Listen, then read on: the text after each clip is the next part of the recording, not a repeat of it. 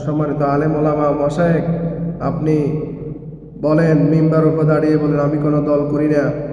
আপনি এই কথা বলার মধ্যে দিয়ে আপনি যে সূরা ইমরানের 104 নম্বর আয়াতকে সরাসরি অস্বীকার করেছেন। আপনি কি সেটা জানেন? আপনি কি একবার কোরআন খুলে দেখেছেন আল্লাহ কি বলেছেন? ওয়াল তাকুম মিনকুম উম্মাতুন ইয়াদউনা ইলাল খায়র ওয়া ইয়া'মুরুনা বিল মা'রুফ ওয়া ইয়ানহাউনা আনিল মুনকার। তোমাদের মধ্যে অবশ্যই এমন একটি দল থাকতে হবে যেই দলের কাজ হচ্ছে মানুষদেরকে আল্লাহর দিকে আহ্বান করবে, সৎ কাজের আদেশ করবে, অসৎ কাজে বাধা দিবে। কিন্তু আপনি কিছু মসজিদের ইমামতি ঠিকানোর জন্য আপনি বলেন আমি কোনো দল করি না।